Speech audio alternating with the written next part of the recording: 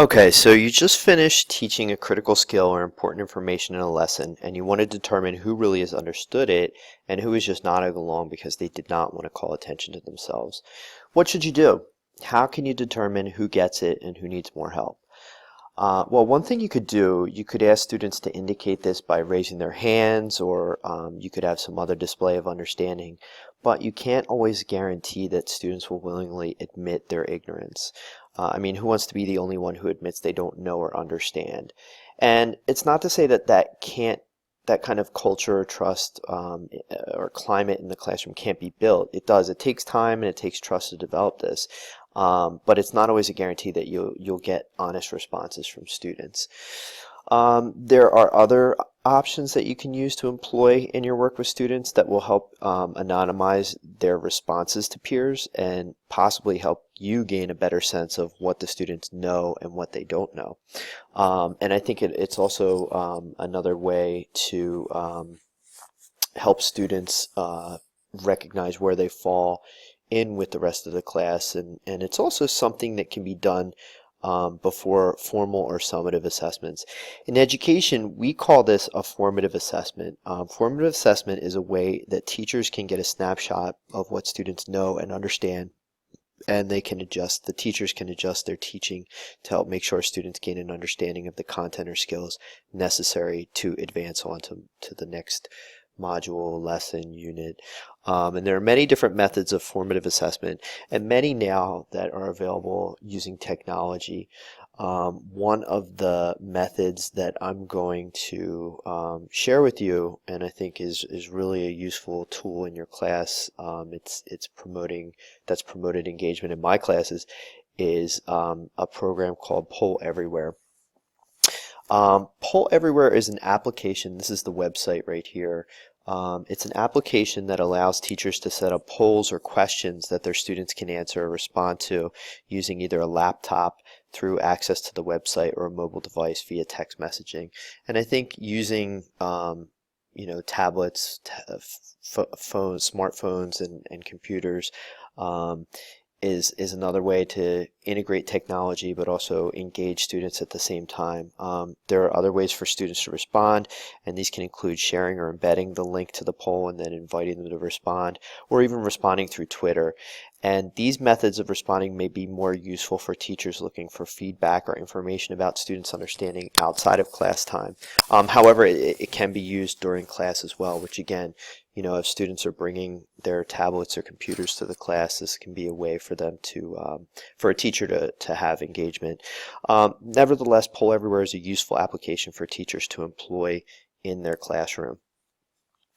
So one of the advantages of using Poll Everywhere is that teachers and students can receive almost instant feedback. In my experience, it's been useful to see what students are thinking or concerns that they may have about specific topics are covered in class. So not too long ago, I taught a class of international teaching assistants, who were English was their second language, and I just asked them a question. I said, "What are some of your concerns about being a TA?" And so, I created a word cloud using this, using their results, and the larger words indicate a greater response. So a couple of them were concerned about this IPT, this performance test that assesses whether they're ready to teach in a classroom or not. And some of them mentioned accent, other things that were in here, teaching students. So that was one of the interesting things. And I think it's useful to see what their students' concerns are, but it's also helpful to see if they have any concerns about specific topics covered in class. I think also students appreciate seeing their ideas and thoughts on the poll, even if it's not specifically tied to them. They may be a little reluctant, and especially in this case, the students were all really concerned about, how they're seen to others. So I think that was a good way to break down the concern and have them recognize that other students were experiencing the same thing. Another thing that I did, I asked students what they wanted to work on for the final week in this class, and I gave them the options here rather than just asking them an open-ended question. I gave them some options about what are some of the topics that they wanted to work on. And you can see, obviously, most of them were concerned about office hours with general micro teaching, which was another component of the course that they had to do, teaching about specific topics. So that gave me a sense of how to plan for the final week or so, and give them more practice with office hours and micro teaching. Plus, I got to show them this tool itself and have them kind of use that. Another thing you can do, you can set up multiple choice results that display percentages as well as displaying open-ended responses. So in another class, I gave students a reading passage, and then I asked them to identify the best paraphrase for that paragraph in the passage.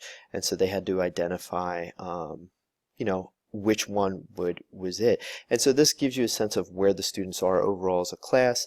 You're not calling on one student, but rather you get a sense, do they get the idea of main ideas or not? I thought I had one with results there, but maybe not. Let's see, does this one have results? Okay, so yeah, you can see in this class, again, it's another paraphrase for a paragraph, and this was interesting because there were, I think C was the right answer, but there was disagreement about exactly what it is. So it gave me a sense that maybe this was something that was misleading students, and it would be something that we could go back into the paragraph and see how students were misinterpreting those ideas. So there are multiple options you can use to create these polls. You can use multiple choice questions, you can use open-ended questions, you can use those word clouds. You can give them fixed choices to respond to the poll. I think there's a lot of different forms of feedback that you can get from the students to really guide your teaching and in a sense guide their learning. So this gives teachers a sense of what topics or concepts may be better remembered or causing more confusion for the students, and depending on how the question or poll is worded. While Poll Everywhere can give you a general overview of your class's understanding of content and ideas, it can also be used to identify specific individuals who may need more direct instruction or support for learning material or information. If you create a poll, you can have your students pre-register for the poll.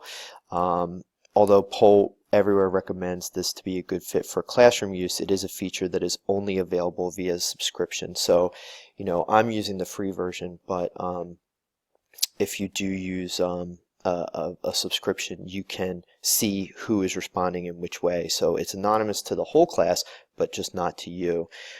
You can see the students' results, and reports on individual students are not available for users who do not have a subscription to Poll Everywhere. Although Poll Everywhere has been a useful free option with many distinct advantages, purchasing a subscription may be beneficial. One other feature that's in the paid section is that users can employ the profanity filter to prevent any off-topic or inappropriate responses from being displayed. Again, I don't know how large your class is or how much familiarity you have with your students, but hopefully they're not using profanity or inappropriate responses. There are other more proactive methods to promote more pro-social behavior in students. There's always the possibility, especially with anonymous results, that some students may use inappropriate responses. Nevertheless, I have not had any problems with students responding inappropriately to polls, and I think that giving the students the benefit of the doubt and talking to them about the purpose of using the poll is integral to ensuring that they take it seriously. In addition to Poll Everywhere, or to these great features, Poll Everywhere has some other useful features and resources for teachers to use. They provide some ways to introduce Poll Everywhere to your students. Let's see. So they have lots of user guides, again, specifically for teachers here, and provide some visual aids to help participants or students understand the nature of the program. So you have videos here that help you understand how to use it. So there's definitely a lot of resources here. In order to begin to poll your students, you will need to go to the create a poll. So let's go to My Polls, and you would go to create a poll, and then you'd sign and draft a question. So they just have like, what's your favorite color? And then you choose how your students can respond. Will this be an open-ended question? And that gives you the option of creating the word cloud or a text wall. Do you want to give them choices? In this case, it's probably better to have an open-ended question.